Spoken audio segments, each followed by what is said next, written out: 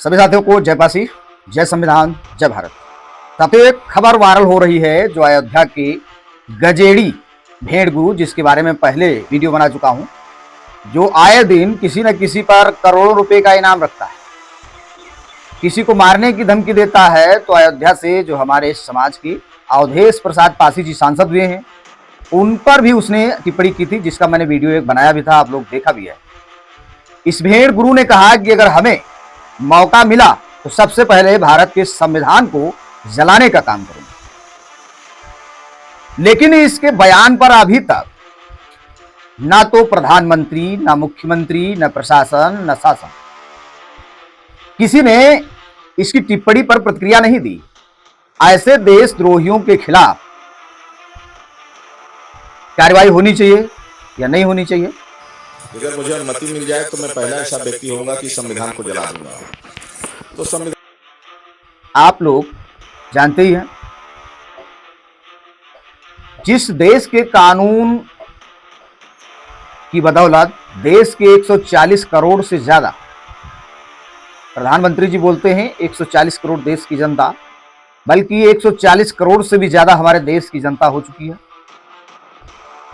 और 140 करोड़ से अधिक देशवासियों को इसने अपमानित किया है और उनके हक अधिकार को जलाने की बात की है।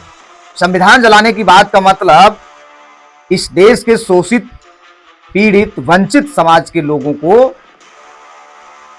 उनके हक अधिकारों को जलाने की बात की है। हमारे देश में अनेक धर्म हैं, हिंदू, मुस्लिम, सिख, ईसाई, बौद्ध, अनेकों धर्म हैं, और हर धर्म का एक धर्म ग्रंथ है, और उस धर्म ग्रंथ के अनुसार उस धर्म के लोग चलते हैं। उस धर्म ग्रंथ के अनुसार लोग चलते हैं और उस विचारधारा पर वो अपना काम करते हैं। लेकिन आपको मालूम होना चाहिए कि समस्त धर्म ग्रंथ उस संविधान के अधीन काम करते हैं। जो संविधान इजाजत देता है उसके दायरे में ही ये समस्त धर्म ग्रंथ काम करते हैं। यानी कि समस्त धर्म ग्रंथों का अगर कोई जनक है तो भारत का संविधान है।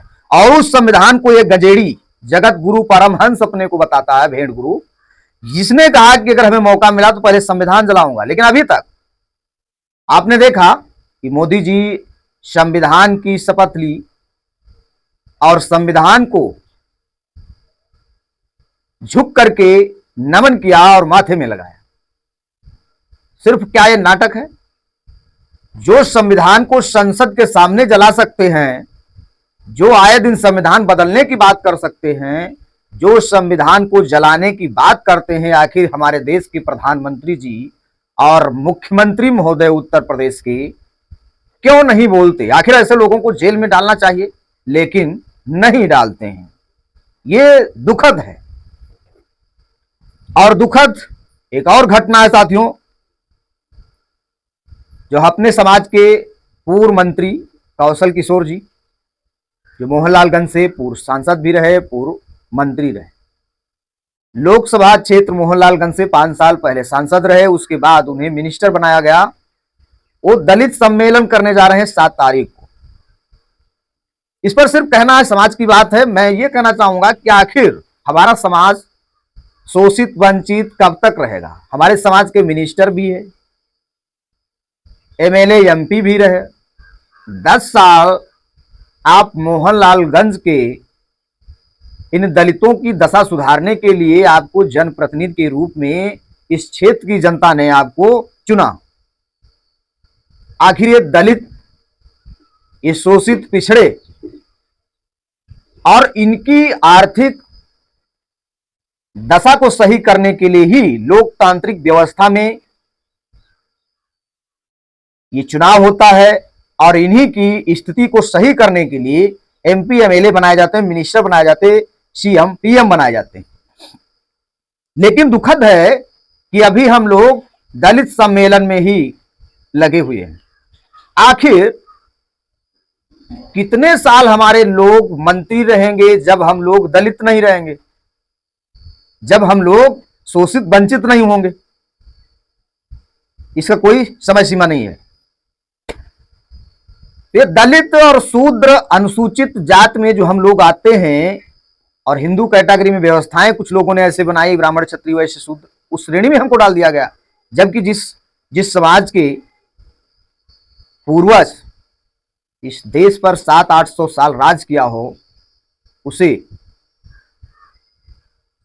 कुछ चाटुकारों ने शूद्र की श्रेणी में डाला और दलित बनाया।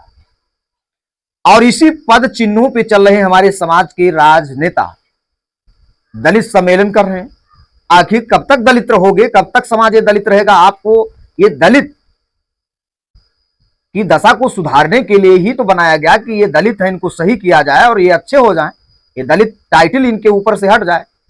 राजवंश समाज के हैं तो राजवंश समाज के ही रहें।